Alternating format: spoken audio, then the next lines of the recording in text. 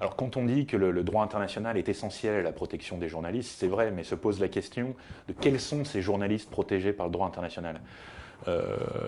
Parce que le droit international ne définit pas le journaliste, ni la Déclaration universelle, ni le pacte international ne donnent une définition claire du journaliste. Et en droit national, le plus souvent, ce sont des définitions tautologiques qui sont données. En France, par exemple, au terme du droit du travail, est journaliste celui qui, de façon régulière, pratique l'activité de journaliste. Mais avec l'apparition d'Internet et des réseaux sociaux, la définition du journaliste est devenue beaucoup plus floue. Aujourd'hui, n'importe qui peut prendre son appareil photo et poster sur Internet des images d'un événement. N'importe qui peut ouvrir un blog d'information. Tout au long de la guerre en Syrie, on n'aurait eu pratiquement aucune image si les citoyens journalistes n'avaient pas filmé les manifestations et la répression et n'avaient pas mis ces images en ligne.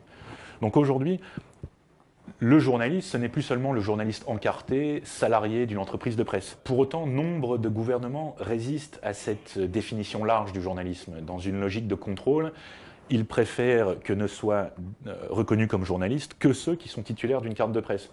De cette façon, il suffit de retirer sa carte de presse aux journalistes pour qu'ils ne puissent plus bénéficier des protections offertes par le droit et par le droit international. Mais le droit international, ces dernières années, a lui-même élargi la définition du journaliste. Je peux penser, si vous me permettez que je cite le Conseil des droits de l'homme dans son commentaire de l'article 19 du pacte international relatif aux droits civils et politiques, l'article 19 sur le droit à la liberté d'expression. Le Conseil des droits de l'homme dit que le journalisme est une fonction exercée par des personnes de tous horizons, notamment des reporters et analystes professionnels à plein temps, ainsi que des blogueurs et autres particuliers qui publient eux-mêmes le produit de leur travail sous forme imprimée sur Internet ou d'une autre manière. Le plan d'action des Nations Unies sur la sécurité des journalistes, adopté en 2012 sous l'égide de l'UNESCO, de la même façon, énonce que la protection des journalistes ne doit pas se limiter à ceux qui sont officiellement reconnus comme tels, mais doit aussi bénéficier à d'autres personnes, dont les travailleurs des médias communautaires et les journalistes citoyens et autres personnes qui peuvent se servir des nouveaux médias pour atteindre leur public.